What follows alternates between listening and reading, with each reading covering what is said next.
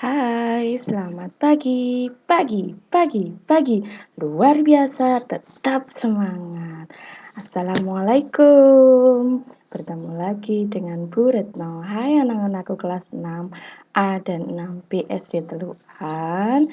Nah, sudah siap untuk belajar belum? Yuk, yuk, yuk. Yang belum siap-siap, siap-siap dulu.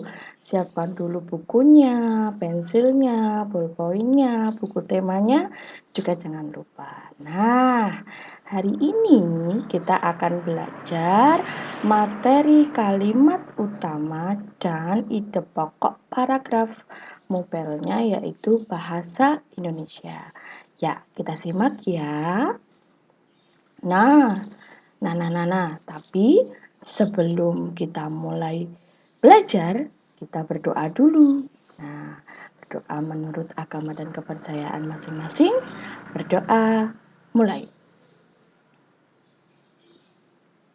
Selesai? Nah, kita mulai ya. Siap-siap. Nah, sebelum kita menginjak atau membahas tentang kalimat utama dan ide pokok paragraf, ada baiknya kita tahu apa sih itu paragraf itu. Nah, paragraf adalah kumpulan dari beberapa kalimat. Nah, dan terdiri dari satu paragraf itu tadi ada kalimat utama dan kalimat penjelas. Dalam satu paragraf itu biasanya terdiri dari 4 kalimat. Bu, berarti kalau 3-4 kalimat bukan paragraf? Ya, karena minimal harus ada 4 kalimat. Nah, dalam satu paragraf biasanya akan ada satu ide pokok paragraf dan satu kalimat utama. Nah, cara penulisan paragraf. Nah, ini kita masih sering salah nih. Anak-anak kalau suruh membuat cerita pasti penulisan paragrafnya kurang tepat. Nah, di sini bisa dilihat. Tulisan untuk paragrafnya kita tulis agak menjorok. Artinya menjorok itu apa? Berarti dia agak menjorok atau masuk ke dalam bagian yang sebelah kanan. Nah, jadi seperti ini. Antara baris satu dan baris kalimat yang kedua, ini ada jarak sedikit ini. Nah, ini menandakan bahwa ini adalah paragraf. Lanjut. Nah, kita tadi sudah tahu paragraf ya. Nah, sekarang kita tadi Bruno sudah bilang dalam satu paragraf itu akan ada kalimat utama dan kalimat penjelas. Kalimat utama itu apa sih? Nah, kalimat utama adalah kalimat yang mewakili seluruh bacaan dari paragraf tersebut. Sedangkan kalimat penjelas itu adalah kalimat yang menjelaskan atau rincian dari kalimat utama tadi.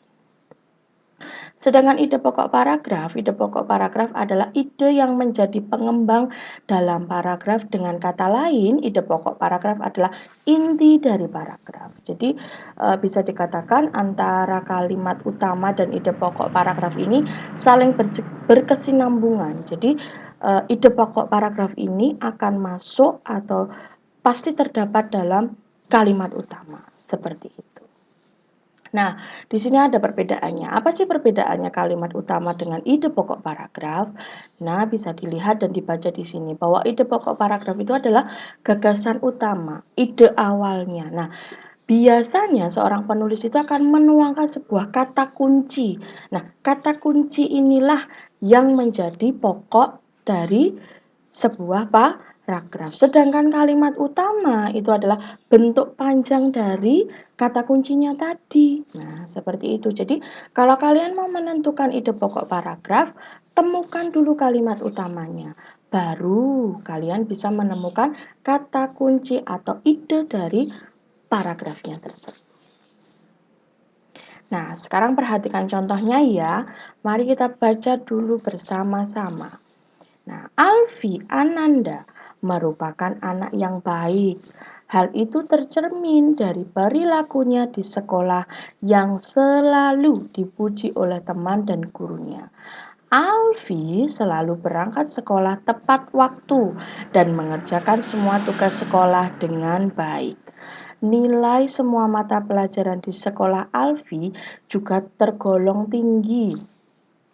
Banyak perlombaan yang telah diikuti oleh Alfi, mulai dari perlombaan cerdas cermat, olahraga, hingga kesenian. Dari beberapa perlombaan tersebut pun, Alfi pernah menyabet beberapa juara dan mengharumkan nama sekolah. Tahun ini, Alfi juga ditunjuk untuk mewakili sekolah dalam ajang perlombaan siswa berprestasi tingkat nasional. Nah, ide pokok paragrafnya apa? Oh, ide pokok paragrafnya tadi, sebelum kita membahas ide pokok paragraf dan kalimat utama, kita bahas dulu tadi yang paragrafnya tadi. Coba paragrafnya tadi membahas tentang apa sih? Paragrafnya bercerita tentang apa? Oh iya, benar sekali. Tentang Alfi Ananda yang merupakan anak yang baik. Nah, ide pokok paragrafnya adalah ini. Kata kuncinya adalah ini. Alfi Ananda merupakan anak yang baik. Nah, sedangkan kalimat utamanya itu terletak di awal kalimatnya. Nah, yang mana, Bu? Ya, yang ini. Alfi Ananda merupakan anak yang baik. Hal itu tercermin dari perilakunya di sekolah yang selalu dipuji oleh teman dan gurunya. Seperti itu.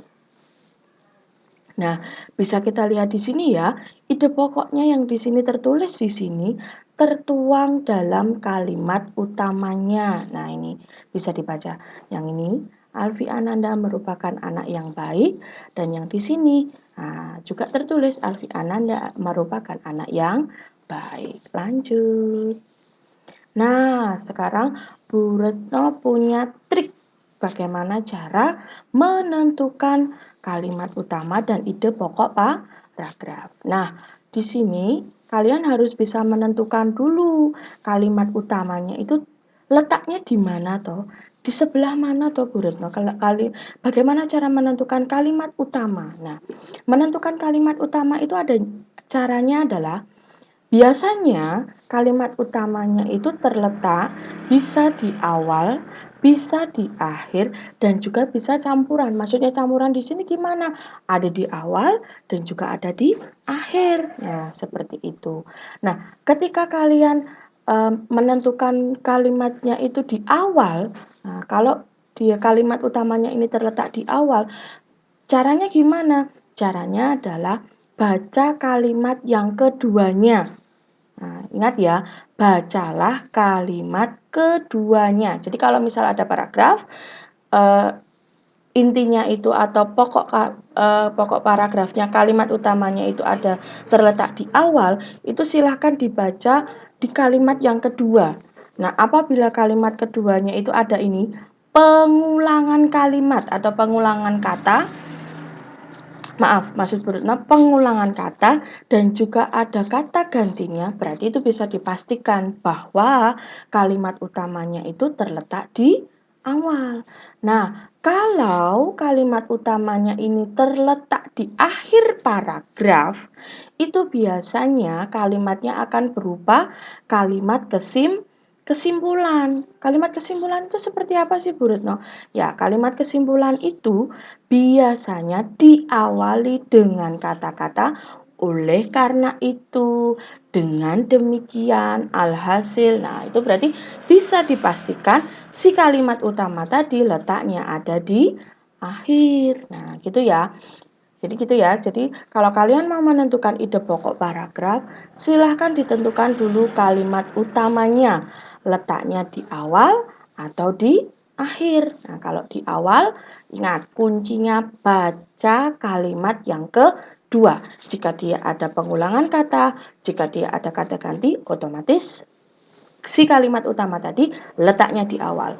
Dan jika kalimat paling akhir ini, akhir paragraf itu berupa kesimpulan, berarti bisa dipastikan kalimat utamanya ada di akhir. Nah, pokoknya kata kuncinya itu dulu. Nah, ketika kalian sudah bisa menemukan kalimat utamanya, otomatis kalian juga bisa menemukan ide pokok paragrafnya. Ingat, harus bisa menemukan kuncinya, kata kuncinya. Nah, kata kuncinya inilah yang berfungsi sebagai ide pokok paragraf. Seperti itu. Nah, kita lihat ini contohnya. Perhatikan soal berikut ini, kita baca ya, pelan-pelan bacanya. Penyakit influenza termasuk ke dalam penyakit yang penularannya sangat mudah. Penyakit ini menyebar dari satu orang ke orang lain melalui kontak langsung. Menurut penelitian terbaru, penyebaran virus flu sangat terkait dengan level kelembapan udara. Di negara beriklim sedang seperti Amerika Utara dan Eropa, wabah flu biasanya terjadi di musim dingin. Sementara di negara tropis, influenza menyebar di musim penghujan. Nah, pertanyaannya adalah, ide pokok bacaan di atas adalah A. Jenis penyakit yang penularannya mudah. B. Mudahnya penularan. Yang C. Penyebaran penyakit influenza. Dan yang D. Penyebab penyakit influenza. Nah, kira-kira jawabannya yang mana coba? Coba dikira-kira dulu. Jawabannya yang A, B, C, atau D. Sudah bisa menemukan? Sudah? Nah, coba kita bahas ya, jawaban kalian tadi sudah benar atau belum. Kita lihat. Nah, seperti yang dikatakan Bu Retno tadi, cari dulu kalimat utamanya, baru kalian bisa menemukan ide pokok bacaannya. Kita lihat dulu paragrafnya dari awal sampai akhir. Nah, langkah pertama, silakan lihat dulu paling akhir dulu. Berupa kalimat kesimpulan bukan? Oh, ternyata bukan.